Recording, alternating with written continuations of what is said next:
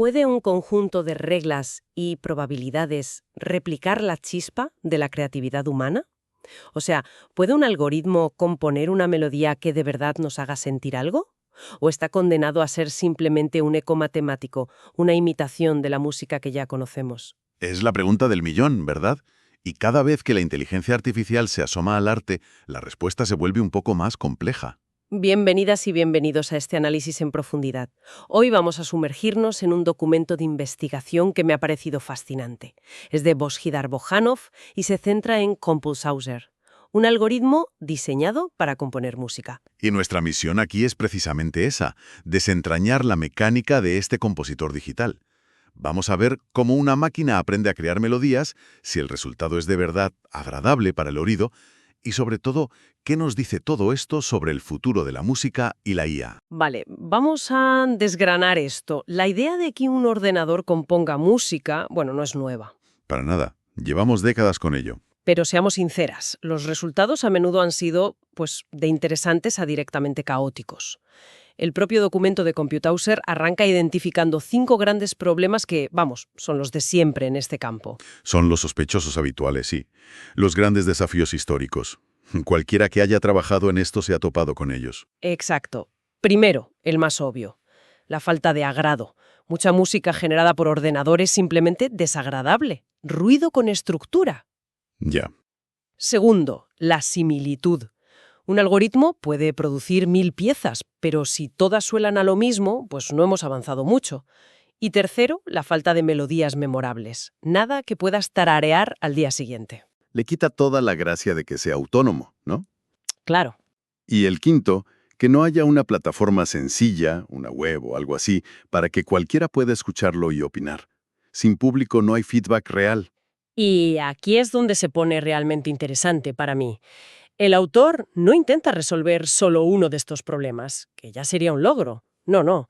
El objetivo de Computauser, desde el principio, es abordarlos los 5 a la vez. Es una declaración de intenciones increíblemente ambiciosa. Sin duda lo es. Y aunque estoy totalmente de acuerdo en que esos son los 5 pilares del problema, este enfoque tan holístico me genera una duda. A ver, conceptos como agradable o memorable son profundamente subjetivos, son humanos. Lo que para mí es memorable, para otra persona puede ser horrible. Claro. ¿Puede un algoritmo de verdad comprender estas cualidades o solo puede imitar los patrones que nosotros asociamos con ellas? Es la gran pregunta. ¿Imitación o comprensión? Exactamente. Y eso me lleva a otra cosa. Este intento de solucionarlo todo de golpe es una fortaleza, como dices, o podría ser su talón de Aquiles. A veces, al intentar ser bueno en todo, no se consigue ser excelente en nada. Corremos el riesgo de obtener un resultado mediocre en los 5 frentes. Es arriesgado. Una apuesta de todo o nada. Bueno, pues para ver si la gana, tenemos que mirar la receta secreta. Y el núcleo de Computauser, su ADN, es que es un sistema híbrido. No es pura aleatoriedad, pero tampoco es una simple ejecución de reglas fijas. Es una mezcla. Lo mejor de dos mundos, por así decirlo. La intuición de los datos y la estructura de la teoría. Eso es. La primera fase fue la de aprendizaje. El documento explica que analizaron más de 500 canciones populares y unas 50 piezas clásicas en formato MIDI. De ahí sacaron las probabilidades, la esencia estadística de lo que suena bien para el oído medio. Básicamente, le dieron una educación musical intensiva, alimentándolo con los datos en crudo de lo que estamos acostumbrados a oír. Y los datos que extrajeron son sorprendentes por lo intuitivos que resultan cuando los ves. Fíjate en esto, sacado de las tablas del estudio. Casi la mitad de los movimientos en una melodía, un 48%, son pasos, o sea, subir o bajar una sola nota. Tiene todo el sentido del mundo. Es lo que hace que una melodía fluya suave, que sea cantable, ¿no? Claro, evita los saltos bruscos. Es la base del pop, del folk, de casi todo. Luego, los saltos más grandes y la repetición de la misma nota tienen exactamente la misma probabilidad, un 25% cada uno, un equilibrio perfecto. Y en el ritmo, las corcheas y las negras dominan, con un 31 y un 40%. Es el pulso que reconocemos al instante. El enfoque basado en datos es, desde luego, inteligente. Le da al algoritmo un punto de partida que no es arbitrario.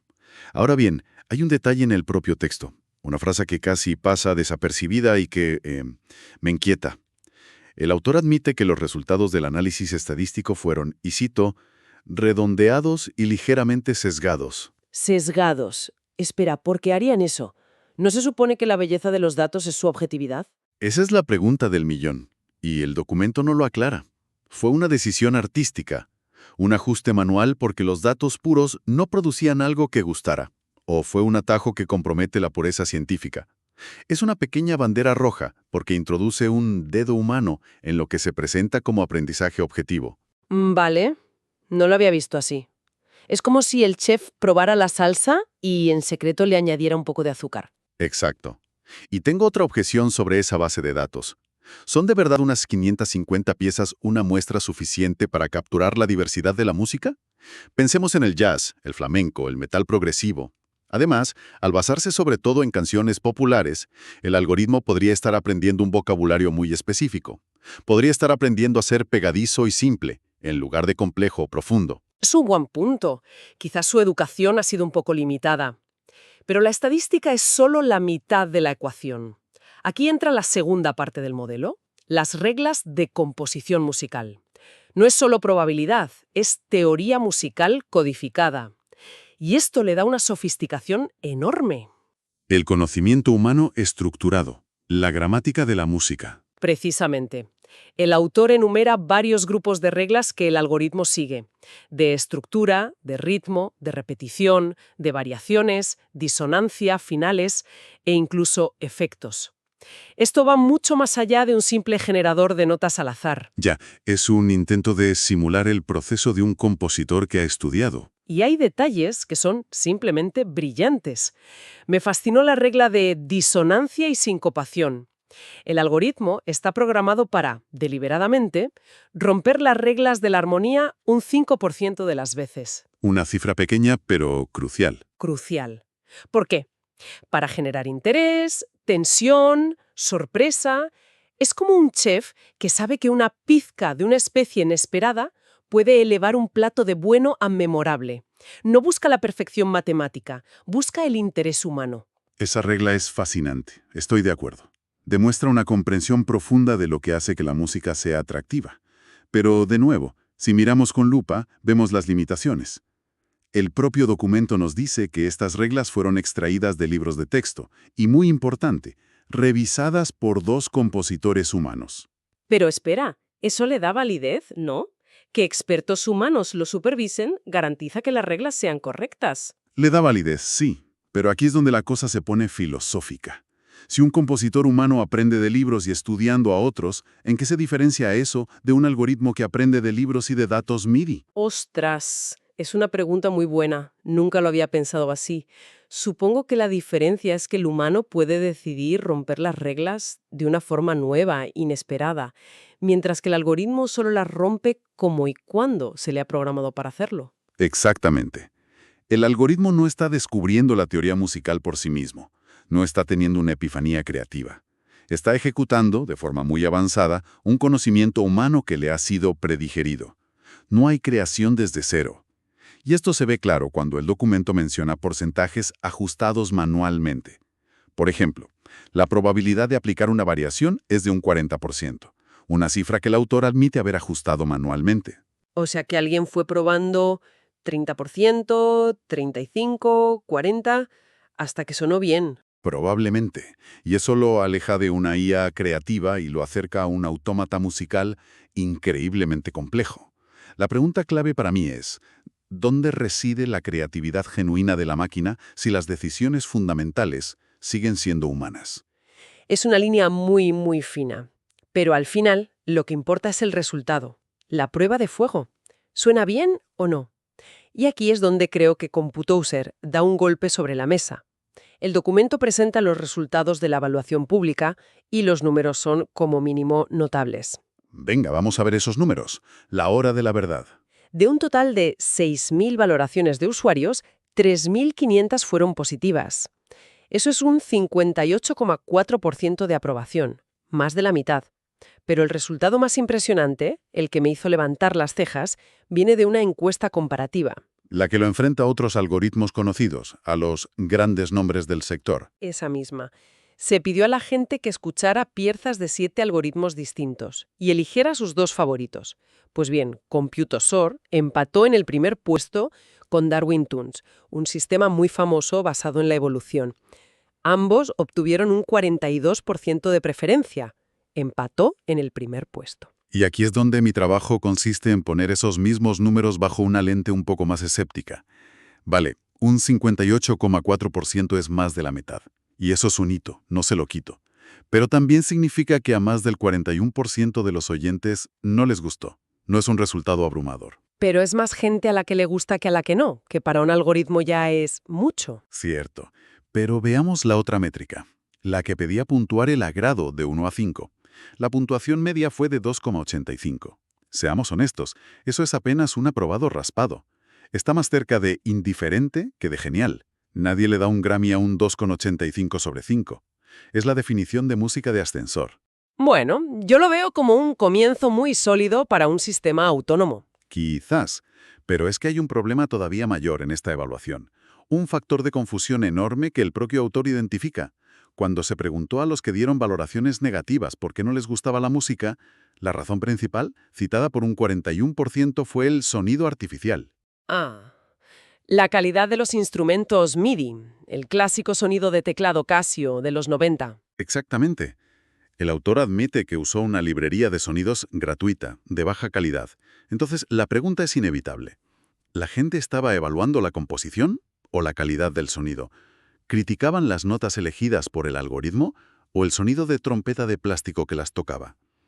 Es imposible separar ambos factores, y eso metodológicamente contamina los resultados. Ostras, esa es una crítica muy dura. No lo había visto así. Entonces, ¿me estás diciendo que el dato más importante podría estar sesgado por algo tan tonto como la elección de los sonidos? Podría cambiarlo todo.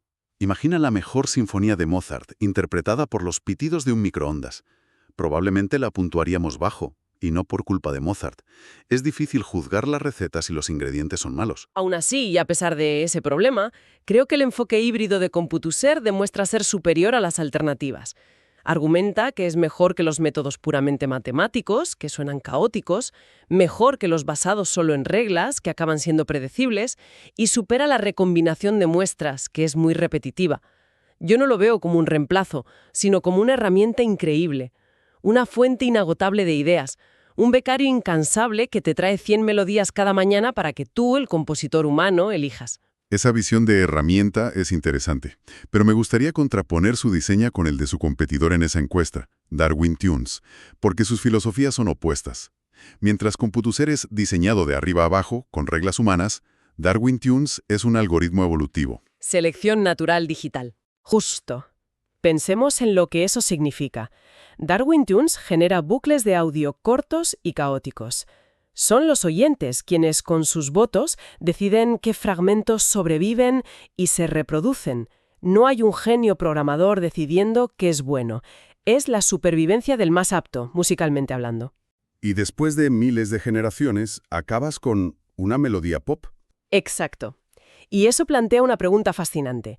¿Qué enfoque es más interesante a largo plazo? ¿Una máquina como Computosor que ejecuta a la perfección las reglas que ya conocemos? ¿O un sistema como Darwin Tunes que, a través de la selección colectiva, podría tropezar con algo completamente nuevo? Algo que ninguna regla humana habría predicho. Pero al final, el resultado fue un empate. Llegaron al mismo sitio por caminos opuestos. Y eso es lo más curioso y revelador.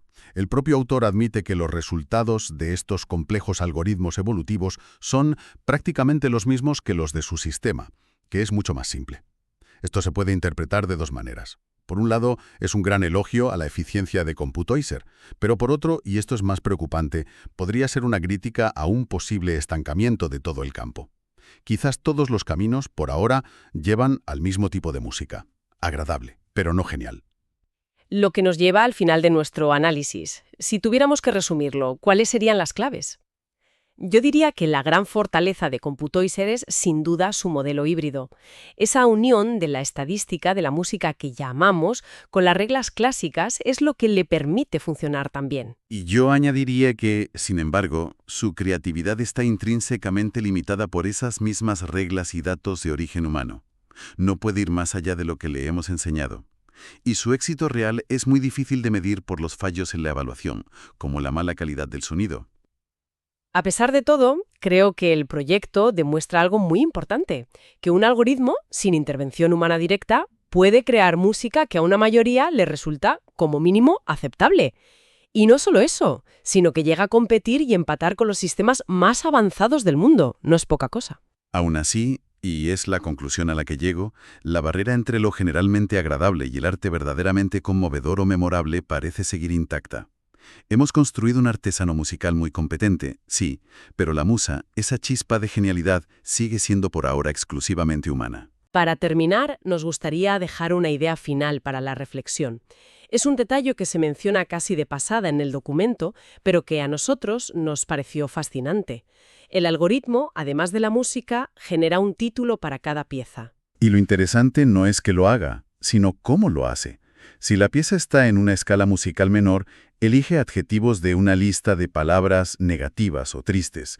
Si es en escala mayor, elige de una lista de palabras alegres. Y la pregunta que nos deja flotando es esta. Si el algoritmo etiqueta una pieza como melodía triste en do menor, ¿nos predispone eso a escucharla y sentirla como triste? ¿Cuánto de lo que sentimos viene de la música y cuánto del contexto que nos dan? Quizá la próxima gran frontera para la música de la inteligencia artificial no esté en componer mejores notas, sino en aprender a manejar y manipular nuestra percepción de ellas, el arte del marco, no solo del lienzo.